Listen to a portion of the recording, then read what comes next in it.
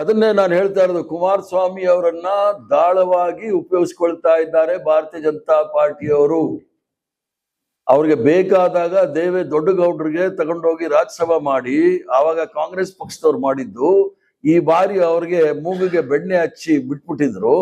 ಆದ್ರಿಂದ ಕುಮಾರಸ್ವಾಮಿ ಅವರು ಸ್ವಲ್ಪ ಹಿಂದಿನ ಇತಿಹಾಸ ನೋಡಿದ್ರೆ ಚೆನ್ನಾಗಿ ಗೊತ್ತಾಗುತ್ತೆ. ಭಾರತೀಯ ಜನತಾ ಪಾರ್ಟಿ ಸ್ವಲ್ಪ ದಿವಸದಲ್ಲಿ JDS ನ ಒಡೆಯೋದು ಅಥವಾ ಮುಗಿಸೋದು ಕೆಲಸ ಮಾಡ್ತಾರೆ. ಆವಾಗ ಅವ್ರಿಗೇನಾದ್ರೂ ರಕ್ಷಣೆ ಕೊಡ್ಬೇಕಂದ್ರೆ ನಾವೇ ಕೊಡ್ಬೇಕು. ಯಾಕಂದ್ರೆ ಸೋನಿಯಾ ಗಾಂಧಿ ಅವರು ತೃಣಮೂಲ್ ಕಾಂಗ್ರೆಸ್ ಅವ್ರಿಗೂ ರಕ್ಷಣೆ ಕೊಡ್ತಾ ಇದ್ದಾರೆ, ಆಮ್ ಆದ್ಮಿ ಪಾರ್ಟಿಗೂ ರಕ್ಷಣೆ ಕೊಟ್ರು.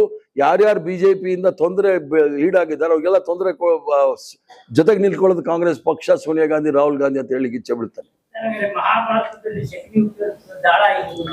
ಈಗ ಮಹಾರಾಷ್ಟ್ರದಲ್ಲಿ ಹೈಕೋರ್ಟ್ ಅವ್ರು ಏನ್ ಹೇಳಿದ್ದಾರೆ ಕೇಳಿ. ಹೈಕೋರ್ಟ್ ಜಡ್ಜ್ ಏನ್ ಹೇಳಿದ್ದಾರೆ, ಎಲ್ಲಿ ತನಕ ಹಾರ್ಸ್ ಟ್ರೇಡಿಂಗ್ ನಡೀತಾ ಇದೆ, ಕುದುರೆ ವ್ಯಾಪಾರ ನಡೀತಾ ಇದೆ, FIR ಆದ ತಕ್ಷಣ ಕುದುರೆ ವ್ಯಾಪಾರ ಆಗುತ್ತೆ, ವಾಷಿಂಗ್ ಮೆಷಿನ್ ಇದೆ ಪೊಲಿಟಿಕಲ್ ಪಾರ್ಟಿನಲ್ಲಿ, ಇಷ್ಟು ಕೆಳಮಟ್ಟಕ್ಕೆ ಪ್ರಜಾಪ್ರಭುತ್ವ ಬಂದಿದೆ ಅಂತ ಹೇಳಿ ನಾನೆಲ್ಲ ಹೇಳಿರೋದು.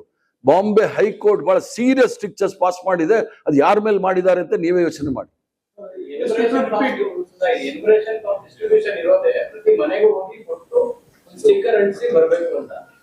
ಈಗ ರಿಲೀಸ್ ಮಾಡಿರೋ ವಿಡಿಯೋಗಳಲ್ಲಿ ಕಾಂಗ್ರೆಸ್ ಶಾಸಕರು ಭಾವಚಿತ್ರಗಳಿರೋ ಕರಪತ್ರಗಳಿದ್ದಾವೆ.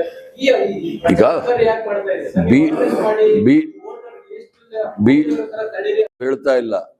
ಮುಖ್ಯಮಂತ್ರಿಗಳು ಏನು ಹೇಳಿದ್ದಾರೆ ಅಂತ ಹೇಳಿದ್ರೆ, ಪ್ರಜಾಪ್ರಭುತ್ವದಲ್ಲಿ ಸರ್ಕಾರದ ಸವಲತ್ತುಗಳು ಸಿಗ್ಬೇಕಾದ್ರೆ ಅವರು ಜನಗಣತಿನಲ್ಲಿ ಅವ್ರ ಹೆಸರಿರ್ಬೇಕು ಮತ್ತು ಮತದಾರರ ಪಟ್ಟಿಯಲ್ಲಿ ಅವ್ರ ಹೆಸರಿರ್ಬೇಕು. ಯಾವ ಆಧಾರ್ ಕಾರ್ಡ್ ಎಲ್ಲ ಇರಬೇಕು.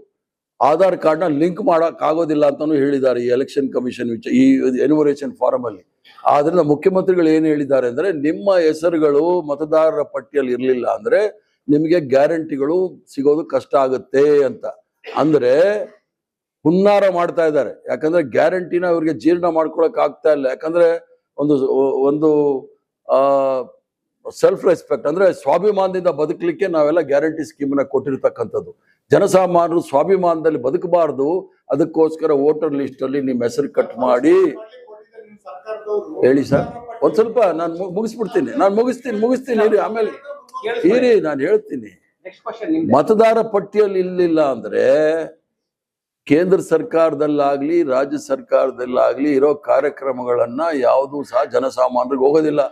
ಪ್ರಜಾಪ್ರಭುತ್ವದ ಸಂವಿಧಾನದ ಆಶಯ ಅಂದ್ರೆ ಏನು ಅಂದ್ರೆ, ಸಮಾಜದಲ್ಲಿರ್ತಕ್ಕಂಥ ಕಟ್ಟಕಡೆಯ ವ್ಯಕ್ತಿ, ಕಟ್ಟಕಡೆಯ ಪಂಕ್ತಿಯಲ್ಲಿರ್ತಕ್ಕಂಥವನ್ಗೂ ಸಹ ಸರ್ಕಾರದ ಸೌಲಭ್ಯಗಳು ಹೋಗ್ಬೇಕು. ಅದು ಹೋಗ್ಬೇಕಂದ್ರೆ ನಿಮ್ಗೆ ಐಡೆಂಟಿಟಿ ಬೇಕಲ್ಲ. ಅದು ಹೇಳಿರೋದು ಶಿವಕುಮಾರ್ ಅವರು. ಕಟ್ ಮಾಡ್ತೀವಿ ಅಂತ ಏನು ಹೇಳಿಲ್ಲ. ವೆಸ್ಟ್ ಬೆಂಗಾಳಲ್ಲಿ ನಾನು ಹೇಳ್ತಾ ಇರೋದು, ಕುಮಾರಸ್ವಾಮಿ ಅವರನ್ನ ದಾಳವಾಗಿ ಉಪಯೋಗಿಸ್ಕೊಳ್ತಾ ಇದ್ದಾರೆ ಭಾರತೀಯ ಜನತಾ ಪಾರ್ಟಿಯವರು. ಅವ್ರಿಗೆ ಬೇಕಾದಾಗ ದೊಡ್ಡಗೌಡರಿಗೆ ತಗೊಂಡೋಗಿ ರಾಜ್ಯಸಭಾ ಮಾಡಿ ಆವಾಗ ಕಾಂಗ್ರೆಸ್ ಪಕ್ಷದವ್ರು ಮಾಡಿದ್ದು. ಈ ಬಾರಿ ಅವ್ರಿಗೆ ಮೂಗಿಗೆ ಬೆಣ್ಣೆ ಹಚ್ಚಿ ಬಿಟ್ಬಿಟ್ಟಿದ್ರು.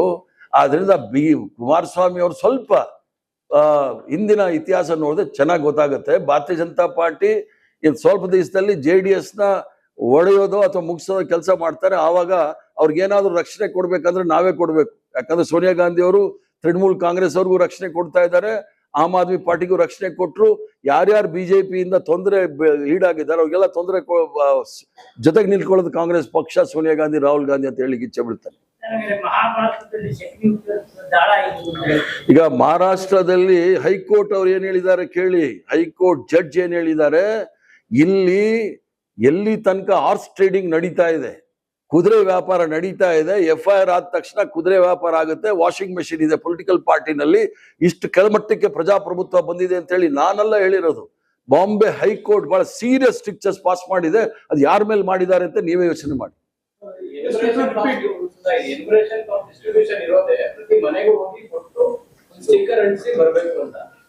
ಈಗ ರಿಲೀಸ್ ಮಾಡಿರೋ ವಿಡಿಯೋಗಳಲ್ಲಿ ಕಾಂಗ್ರೆಸ್ ಶಾಸಕರು ಭಾವಚಿತ್ರಗಳಿರೋ ಕರಪತ್ರಗಳಿದ್ದಾವೆ.